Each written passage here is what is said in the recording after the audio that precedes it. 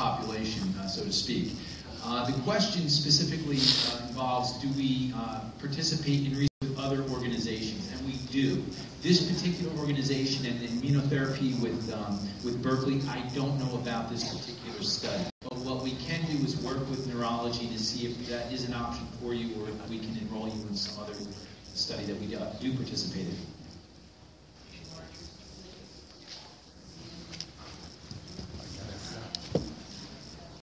Stop dragging.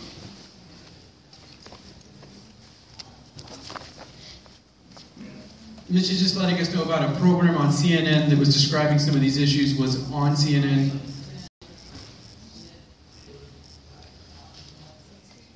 He's talking about some research for patients.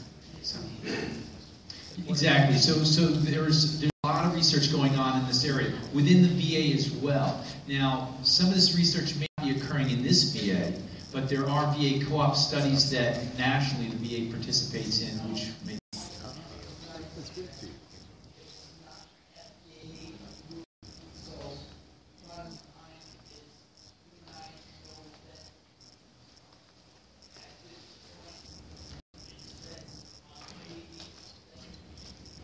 Mitch is just talking about the fact that there's a lot of research, new medication. It looks good, but if it's not FDA approved, it's not something that we can dispense to veterans unless it's a part of a research protocol. So, yeah.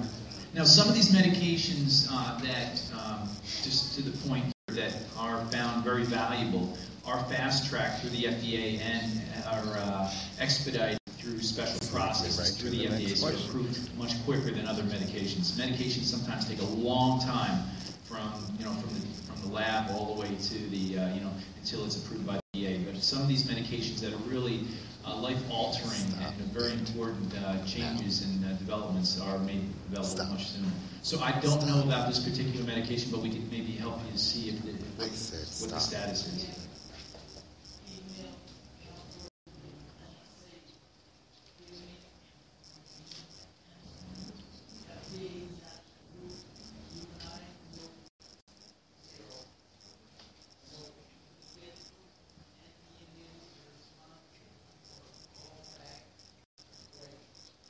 So to communicate with the researcher.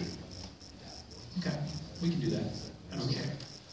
You got one more, Mike, I think? I have 2 or 3 more. Okay, go ahead. I have a good one. The floor is... We'll bring it up a notch on this one. This might involve several patients here, because this is often a question. There's actually 3 questions here. It's speaking about the CARES Act, S683 legislation, and cannabis versus pharmaceuticals. So this is an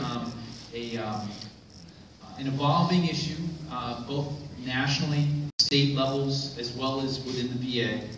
I can tell you that over the course of this last year, the VA has softened its stance, has adopted a little bit more lenient approach. Not that it condones the use of medical marijuana, but it does certainly understand that medical marijuana is being used. And there's research, not within the VA, but there's a lot of research ongoing. The claims for medical marijuana are a little further than what the research shows for the most part.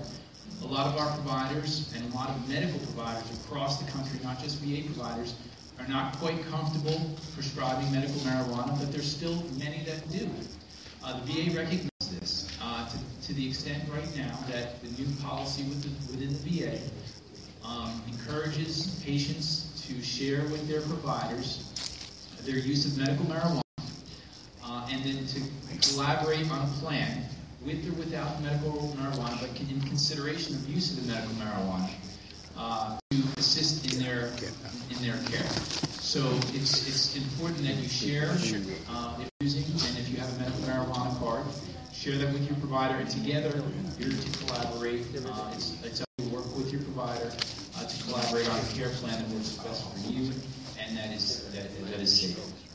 Mike, another question I've gotten about that was a veteran had asked about when a veteran is being given pain meds, sleep meds, and also the concerns about potentially taking medical marijuana if they got it somewhere else. So I think the question more or less is, why is VA's position what it is when we're talking about marijuana, sleeping aid and or pain medication. That combination of the three, or maybe even two of them. So, without getting deep into this, when you talk about using multiple psychotropic drugs that act on the central nervous system, all in different ways, and in some ways that we don't fully understand, it does create a lot of risks to the patient. And what I mean by risks, I mean risks of increased likelihood of very bad adverse outcomes, including death. We don't fully understand, although we believe marijuana, even at extremely high doses, will not cause fatalities. But in combination, when you have high doses of opioids, in addition to other sleeping medications, that combination can be fatal. So the VA, as well as the medical profession, is very concerned when those three drugs, we can add a couple other drugs on there, such as muscle relaxants as well. When those drugs are combined, we don't fully understand what those effects are, and we don't know if one day you can take a certain dose and you're fine, and the next day that same dose can cause serious consequences. So that's why we're so adverse to that combination. I have a question. I've had several concerns from patients here lately, because it seems like we sent out some information in a letter to some of our patients that said, okay, from now on you will only be getting X amount of this and X amount of that. Where should they go with their concerns if they have? Is it their primary care provider, or? They don't understand. I think it's one of the best. Well, so specifically, I'll start, and Dr. Vo can also add. And this actually, it's a good follow-up, because I do have a question here with regard to pain medications, and I think specifically we're talking about opioids. Across the country, if you haven't seen some of the commercials by attorneys by now, there's been a shift in the way the medical community, the CDC, the VA, the FDA, the AMA, all these different organizations view the use of opioids. It's been recognized now we've been relying on opioids way too long, and we've been prescribing, in general, higher doses than are really needed to adequately treat pain. In fact, what we now see is that these high doses of opioids used for long periods of time can actually worsen pain and cause worse syndromes. Yep. Not only that, the risk associated with these high doses is real. A lot of patients, when you're taking your medication, you think, well, it's not me. Veterans are dying every day from unintentional overdoses of medications. It's something that the VA has committed, and we have committed to do something about. Now, the reductions in these doses are to help or change the way we prescribe medications with regard to short-acting opioids and long-acting opioids.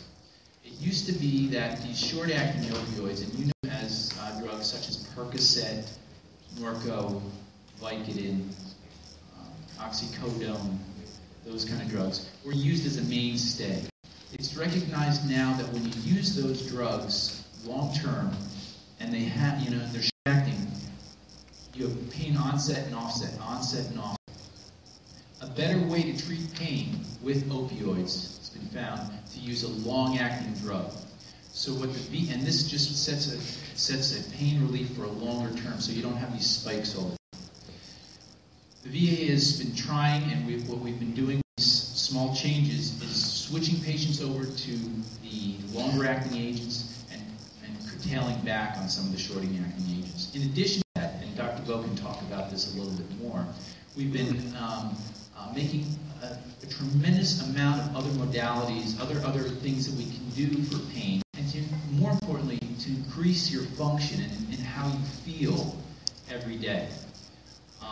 And these things include everything from other medications that are non-narcotic, other modalities such as chiropractic, acupuncture, massage, kinesiotherapy, other modalities that can actually increase function and not just dull the pain, because we know that the opioids just dull the pain and it's a Band-Aid. What we want to do is help you through the pain and help you function better.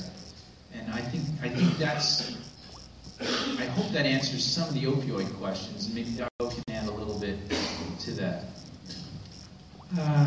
What Dr. Ascari said is very true, and myself personally have treated quite a few patients with high dose of opioid, as well as combination with other sedative and muscle relaxant, and also taking over the counter, or I would say medical marijuana for the treatment of whatever the problem is. It is very true that if you're on a high dose pain medication for a long time, those pain medications can actually cause more pain. And I personally have reduced quite a few of my patients who are transferred to my panel, and I have successfully reduced at least more than 80% of their high-dose opioid and cut back on the other number of concomitant medication at the same time. And I can tell you one veteran come to me, first time I saw him, he was on a wheelchair like that. Okay, I have to wake him up every 10 minutes to talk to him. Now he's only one medication, and he's actually smiling as he was walking to my room. And why? He appreciates me because I help reduce dosage. Now, what pharmacy does when they send out the letter to you and say, effective this date, we're going to allow only this much. When we wean down on high-dose medication to a lower dose, it is very dangerous for us to do quickly, all right, and without monitoring. What pharmacy does there is they allow us to gradually dose reduce you to a safe dose to the point that you will get used to a lower dose before we take the next step. I encourage each and every one of you, if you have friends who are on chronic opioid medication or many medication for pain, to talk to the primary care provider. We do have an algorithm, a protocol, how we're going to titrate your medication down. Work with your provider to help you go through this. We do have more modality now that was not available to you. Let's say 10, 15 years ago when you first started on this medication. They were very effective. We do that in primary care, and I have seen a lot of tremendous improvement from the non-medication pain. And I do encourage you all to talk to your provider about it. I just also want to add that smoking as well, combination with kids has been found to be that effective, in the combination and reduce pain. So I also encourage you guys to consider smoking cessation programs as well to target your pain. So just see us in primary care if you'd like to have a consultation. We'll go to some more questions, and I guess the other thing I'd remind all of us to look at is that there many times our patients will think that VA is making an arbitrary decision that sometimes really, in truth, is not our decision alone, because we have to adhere to whether it's FDA or the CDC about different ways we dispense our medicine. And one of those, you can read almost every single day, there's something in the news about this change in America about our positions on using opioids and pain management and how we really treat our patients that way. So in many cases, I would always strongly encourage you got to have those conversations with your primary care providers so that you understand our position, we know where you're at, and you can make the best decision for your care. But we don't want you to run into a situation where you do something that puts you at risk, because these medications, some days they'll work, and if you're combining the wrong things, maybe the next day they won't, and that's not an outcome we want to see. I know three veterans through the radio show that can't get hepatitis C treatment, and that's wrong. So his question is, when we come to the emergency room, you've got pain, I want to bring it up, and you're duty to care for that. Yeah, I'm not sure without knowing particulars in your case. If you're in the emergency room, it takes them some time to figure out what's going on with your particular case, but I don't think pain management is something they wouldn't do in the emergency room if it's medically appropriate. Hepatitis C, but the viral load is not where the VA substantiates prescribing it. It's not high.